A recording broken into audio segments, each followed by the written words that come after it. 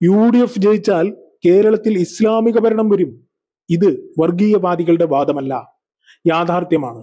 1947 മുതൽ ഇന്ത്യൻ രാഷ്ട്രീയത്തിന്റെ മുഖ്യധാരയിലേക്ക് കടന്നു കയറാൻ തീവ്രവാദികളായ ജമാഅത്തെ ഇസ്ലാമിക്ക് കഴിഞ്ഞിട്ടില്ല. എന്നാൽ ഈ തിരഞ്ഞെടുപ്പിൽ VD സതീശന്റെ പിന്തുണയിൽ UDFന്റെ ഘടകകക്ഷിയാകുമ്പോൾ UDF സർക്കാരിനെ നിയന്ത്രിക്കാൻ പോകുന്നത് ജമാഅത്തെ ഇസ്ലാമിയാണ്. മതമാണ് മതമാണ് മതമാണ് പ്രശ്നം എന്ന മുദ്രാവാക്യം മുസ്ലിം ലീഗിന് കൈമാറിക്കൊണ്ട് ലീഗിനെ അടിമുടി ജമാഅത്ത് വൽക്കരിച്ചിരിക്കുകയാണ് ജമാഅത്തെ ഇസ്ലാമി.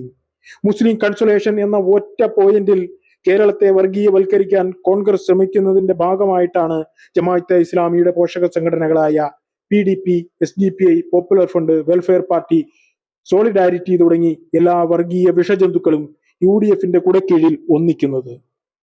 പൊതുസമൂഹത്തിന് ഇത് വലിയൊരു അപകടമാണ്. ഇതിന്റെ ഫലം ഒരു വർഗീയ കലാപമാകാതിരിക്കട്ടെ എന്ന് നമുക്ക് പ്രാർത്ഥിക്കാം. എന്നാൽ ഇതൊരു വർഗീയ വൽക്കരണമാണ് എന്നതിൽ സംശയം വേണ്ട. വർഗീയതയുടെ വിത്തുകൾ ആദ്യം വളരുന്നത് നമ്മുടെ സ്കൂളുകളിലായിരിക്കും. അബ്ദുറബിന്റെ കാലത്ത് ബ്ലാക്ക് ബോർഡ് പച്ച ബോർഡാക്കിയതും കലോത്സവത്തിന് ടീച്ചർമാർ പച്ച സാരി ധരിക്കാൻ സർക്കുലർ ഇറക്കിയതും നിലവിളക്ക് കൊളുത്തില്ല എന്ന് പറഞ്ഞതും മറന്നിട്ടില്ലല്ലോ. എല്ലാ സ്കൂളിലും ഹിജാബും നിസ്കാരമുറിയും നിർബന്ധമാകുന്ന ഇരുണ്ട കാലമാണ് വരാൻ പോകുന്ന UDF ഭരണം. അതുകൊണ്ട് കരുതലോടെ മാത്രം വോട്ട് രേഖപ്പെടുത്തുക.